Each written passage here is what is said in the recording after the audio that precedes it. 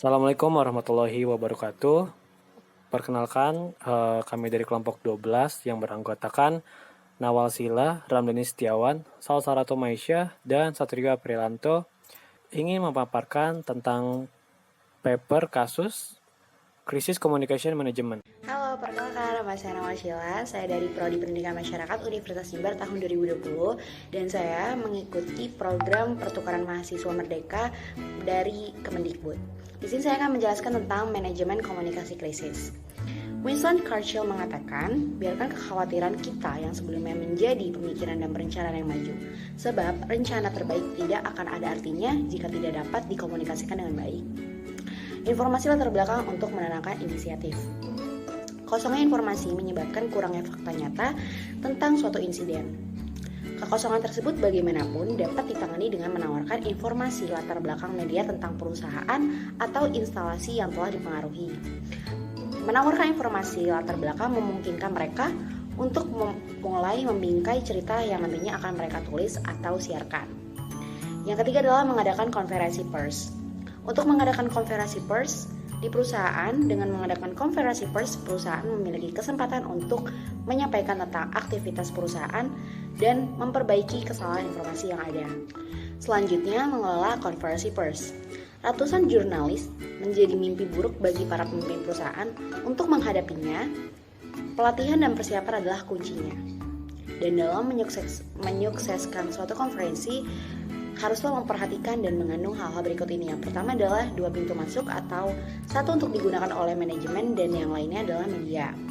Yang kedua adalah diagram besar situs dan materi bantuan visual lainnya yang akan membantu menjelaskan apa yang telah terjadi. Yang ketiga adalah paket informasi latar belakang pers. Yang keempat adalah minuman, tapi minumannya bukan alkohol. Yang kelima adalah fasilitas toilet.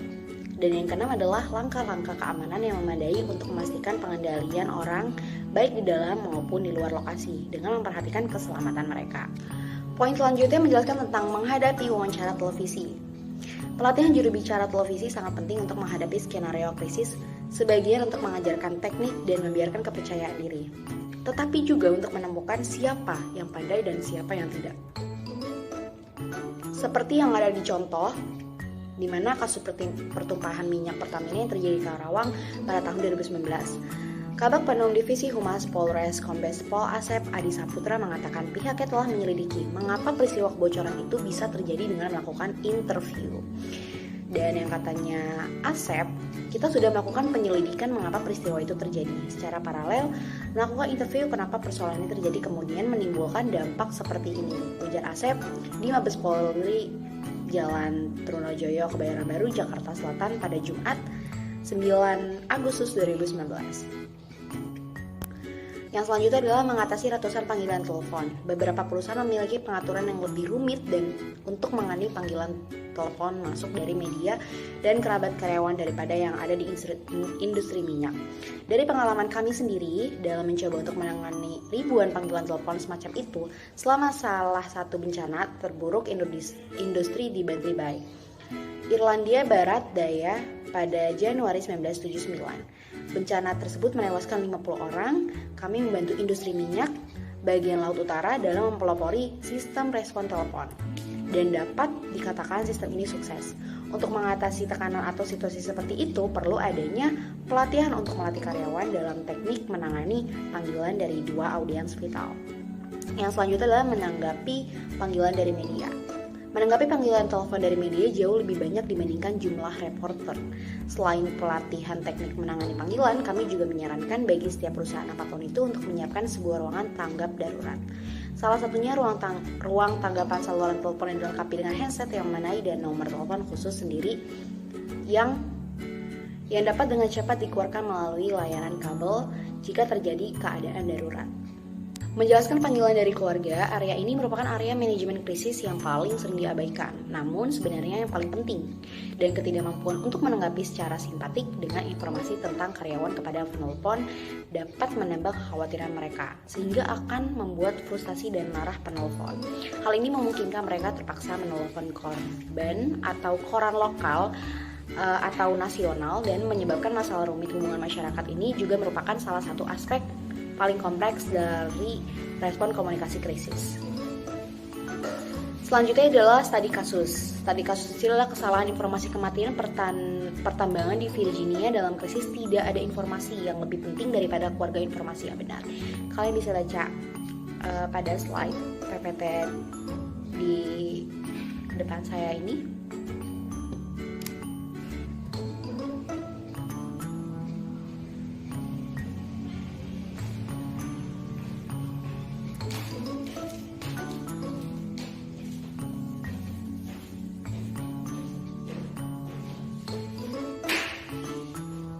Terima kasih. Baik, saya akan melanjutkan presentasi yang sebelumnya dilakukan oleh teman saya. Selanjutnya itu adalah rilis berita. Rilis berita adalah alat komunikasi utama dalam situasi yang krisis. Ini memberikan penjelasan mengenai apa yang terjadi dalam perusahaan tersebut secara resmi dan dapat digunakan untuk mengungkapkan kutipan dari manajemen senior. Rilis berita juga harus ditulis dengan tebal dan juga cepat dalam masa periode krisis. Penulisan rilis berita haruslah memberikan nomor, waktu, dan tanggal di bagian atas setiap rilis. Nah, biasanya perusahaan ini memberikan rilis berita dalam website resminya ataupun daripada sosial media lainnya seperti Facebook, Instagram, dan yang lainnya. Hal ini juga memungkinkan responden media untuk menanyakan rilis berita mana yang terakhir dilihat oleh jurnalis dan dengan cepat memastikan tingkat pengetahuan yang dimiliki saat rilis berita diterbitkan. Ketika melakukannya pernyataan pers ataupun melakukan rilis berita, pengumuman berita harusnya berurut dengan urutan yang itu adalah yang pertama itu adalah sifat kejadian, kedua lokasi kejadian, ketiga rinci korban jiwa, angka ya, bukan nama, lalu ada rincian cedera yang juga termasuk angka dan bukan nama, rincian daerah yang terdampak, rincian dampak terhadap lingkungan hidup, rincian tindakan yang diambil untuk pelanggan, kutipan dari manajer senior yang menyatakan penyesalan atas insiden dan pujian bagi mereka yang terlibat dalam aspek keadaan darurat, rincian tentang investigasi tindak lanjut penyebab insiden, dan yang terakhir itu adalah pengingat tentang catatan keamanan situs sebelum kejadian. Next, selain kita melakukan rilis berita, kita juga harus memberikan informasi kepada karyawan. Sangat penting untuk memberitahu karyawan tentang situasi dan perkembangan krisis yang ada dalam perusahaan. Mereka harusnya tidak mempelajari informasi baru melalui media seperti yang sering terjadi. Karyawan adalah duta besar perusahaan tersebut dan harus berada dalam posisi untuk menjelaskan kepada pelanggan, keluarga, ataupun teman-teman tentang apa yang terjadi dalam perusahaan tersebut. Mereka harus memiliki akses pernyataan pers sebelum perusahaan melakukan rilis. Bila memungkinkan, briefing haruslah diatur untuk memberikan kesempatan untuk mengajukan pertanyaan sebagai alternatif. Mereka juga dapat diinformasikan melalui email, surat, ataupun manajemen senior, ataupun buletin cetak yang terdapat di dalam perusahaan tersebut. Selanjutnya adalah menggunakan website. Situs web perusahaan dapat menyediakan sarana komunikasi langsung dan cepat juga efektif kepada para pemangku kepentingan tanpa risiko interpretasi dari media. Semakin sering digunakan oleh jurnalis sebagai informasi perusahaan, situs web memainkan peran penting dalam berkomunikasi dengan mereka yang pemangku kepentingan lainnya seperti stakeholder. Situs web itu biasanya digunakan untuk memposting rilis berita dan informasi latar belakang tentang situasi atau menerbitkan rilis berita ke surat kabar, memberikan hasil wawancara, ruang media sebagai obrolan. Nah, menanggapi pernyataan media melalui telepon dan mengadakan konversi pers dalam perusahaan. Nah, selanjutnya adalah peranan dari layanan darurat. Seperti yang kita ketahui, polisi khususnya yang juga dapat membantu dalam sebuah krisis yang bersifat fisik. Mereka dapat menyerap berbagai informasi terlepas dari tekanan melalui pers dan biro korban yang bekerja sama dengan perusahaan yang terlibat dalam keadaan darurat. Mereka juga dapat bertanggung jawab untuk memastikan misalnya ada korban jiwa seperti mayat yang dapat diidentifikasi oleh kerabat dekat dan untuk memberitahu keluarga jika terjadi kematian yang disebabkan oleh kecelakaan industri. Baik, yang selanjutnya adalah analisis SWOT. Menurut Judianto, pada tahun 2005, SWOT digunakan untuk menilai kekuatan-kekuatan dan kelemahan-kelemahan dari sumber-sumber daya yang dimiliki perusahaan dan kesempatan-kesempatan eksternal dan tantangan-tantangan yang dihadapi. Dikaitkan dengan beberapa materi subbab yang telah terlampir di atas bahwa memang pada faktanya dari kasus pertumpahan minyak Pertamina pada tahun 2019 silam sempat memiliki trouble terhadap kasus tersebut, di mana baru diketahui bahwa insiden kecelakaan di sumur migas yang disebabkan tumpahan minyak sudah terjadi sejak 2 pekan lalu. Tragedi tersebut juga menimbulkan banyak kritikan dan komentar bahwa bukan hanya sekali saja PT Pertamina terkesan lalai dalam menjaga untuk tidak terjadinya kebocoran kembali. M.R. Karliansyah, Direktur Jenderal Pengendalian dan Pencemaran Kementerian Lingkungan Hidup dan Kehutanan mengatakan sejak Sabtu, tim KLHK sudah di lapangan. Katanya, saat ini Pertamina masih fokus penghentian semburan dan pengendalian dampak pada masyarakat. Meminta Pertamina menutup kebocoran gas dan minyak yang keluar dengan cara memasang sumbatan semen dan grip oil agar kebocoran tidak merembet. Kesempatan eksternal yang didapat oleh PT Pertamina yaitu dengan Pertamina telah membentuk insiden manajemen atau krisis team di Jakarta dan Karawang. Tugasnya untuk pemahan minyak, penanganan gas dengan spray, pengobaran untuk mematikan sumur, serta penanganan di anjungan. Selanjutnya kaitan kasus. Yang pertama penanggulangan Stena Challenger. Kaitan kasus SUP ini yaitu pihak PT fokus pada pemberitaan dan juga mengenai berita tentang lingkungan, mengenai tumpahan minyak yang sudah terjadi 2 pekan lalu, dan menyelesaikan dengan prosedur yang jelas dengan menyatakan keadaan darurat kepada SKK Migas dan Kementerian ESDM. Informasi latar belakang untuk menangkalnya prakarsa. Pada SUP ini PT berusaha memberikan informasi mengenai perkembangan yang terjadi di lapangan, mulai dari dampak yang terjadi pada lingkungan atau pantai, hingga menjalin komunikasi dengan lembaga pemerintahan terkait kondisi darurat yang terjadi. Selanjutnya siapkan pusat pers. Perusahaan menyiapkan konferensi pers di kantornya agar media diberitahu mengenai waktu pers ini dilaksanakan terkait kasus kebocoran minyak ini. Mengelola konferensi pers. Dalam hal ini pihak PT menyajikan persiapan pers mulai dari saluran telepon hingga fasilitas toilet, serta membatasi jumlah tim manajemen yang hadir hanya tim khusus. Menghadapi wawancara televisi. Pihak PT dalam situasi ini hanya mengizinkan pihak-pihak khusus yang hadir dalam pers dan yang hanya mengetahui betul permasalahan ini, seperti pernyataan Direktur Hulu Pertamina yang berbicara di konferensi pers. Selanjutnya mengatasi ratusan panggilan telepon. Dalam mengatasi panggilan telepon yang begitu banyak karena kasus ini terkait dengan berdampak pada mata pencarian warga dan juga lingkungan. Pihak Pertamina telah membentuk insiden manajemen tim, krisis tim di Jakarta dan Karawang. Tugasnya untuk penanggulangan tumpahan minyak, penanganan gas dengan spray, pengoboran untuk mematikan sumur, serta penanganan di anjungan. Selanjutnya adalah keterkaitan contoh kasus dengan subbab. Pada kelompok kami membahas contoh kasus yaitu tumpahnya minyak Pertamina di Karawang pada tanggal 12 Juli 2019, sumber berita dari cnbcindonesia.com. Yang pertama, keterkaitan subbab yaitu menjawab panggilan kerabat, yang mana jika kita kaitkan dengan sebab ini dapat terlihat bahwasanya pihak PT tersebut tidak mampu menanggapi panggilan darurat secara tepat dari kerabat karyawan pada tanggal 12 Juli tersebut. Namun 3 hari setelah itu diumumkan oleh Direktur Hulu tersebut bahwasanya keadaan dalam darurat. Seperti yang saya baca pada contoh kasus tersebut, karyawan dievakuasi pada tanggal 14 Juli sedangkan terjadinya insiden ini pada tanggal 12 Juli. Berarti belum ada keterkaitan contoh kasus dengan subbab ini karena sangat lamban dalam menanggapi panggilan darurat tersebut. Selanjutnya adalah pusat EPIC. Nah, pada sebab ini menyatakan bahwasanya tim respon telepon media akan berusaha memberikan informasi yang akurat dan secepat mungkin.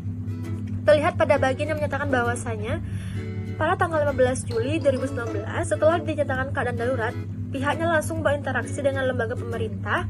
Maka terlihat juga dari ujaran perwakilan PT Persero tersebut sangat sigap menanggapi keadaan dalam menginformasikan semua kepada halayak dan pihak terkait.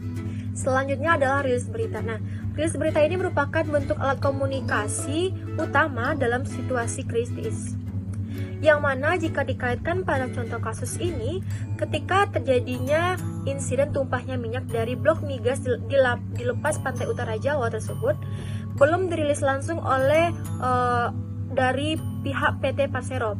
Setelah beredarnya pemberitaan tersebut, barulah beredar konfirmasi resmi dari pihak PT Persero, sehingga 5 hari ke depannya, 5 hari seterusnya memberikan informasi mengenai perkembangan ini secara terus-menerus. Selanjutnya adalah menggunakan situs web. Nah, guna situs web ini adalah untuk memposting rilis berita dan informasi latar belakang tentang situasi kasus atau situasi yang menerbitkan rilis berita ke surat kabar. Kasus ini, keterkaitan sebab ini pada contoh kasus ini adalah yang mana website Pertamina ini tidak langsung merilis pada saat insiden tersebut terjadi. Namun di luar situs web Pertamina lah yang merilis pertama. Salah satunya adalah cnbcindonesia.com. Selanjutnya adalah peran layanan darurat. Nah, di sebab ini sangat jelas keterkaitan contoh kasus dengan sebab ini, yaitu pentingnya untuk diingat bahwasanya polisi dan perwakilan dari layanan darurat lainnya yang terlibat dalam situasi tersebut, yang mana petugas polisi tersebut harus didampingi dengan perwakilan senior perusahaan. Sangat terlihat jelas bahwasanya ada kaitan sebab ini karena pada bagian ini langsung dari pihak PT Persero berinteraksi dengan lembaga terkait dan pemerintah. Terima kasih. Nah, selanjutnya adalah analisis SWOT. Nah, dalam kaitan contoh kasus ini saya mengambil SWOT dari definisi yaitu menurut Farrell dan Herlin tahun 2005, yang mana ia mengatakan bahwasanya dalam memberi informasi dari analisis situasi dan memisahkan dalam pokoknya persoalan internal seperti kekuatan dan kelemahan, serta persoalan eksternal seperti peluang dan ancaman. Terlihat jelas bahwasanya dalam memberikan informasi, PT Persero tersebut tidak tergesa-gesa dalam memberikan rilis berita yang resmi dari jajaran pihak PT Persero. Dan di berita tersebut terlihat tidak memperlihatkan atau mengatakan persoalan internalnya dari PT Persero tersebut, seperti total kerugian yang dialaminya dan serta kenapa sebab insiden tersebut terjadi untuk meminimalisir terlihatnya kelemahan pada PT Persero tersebut.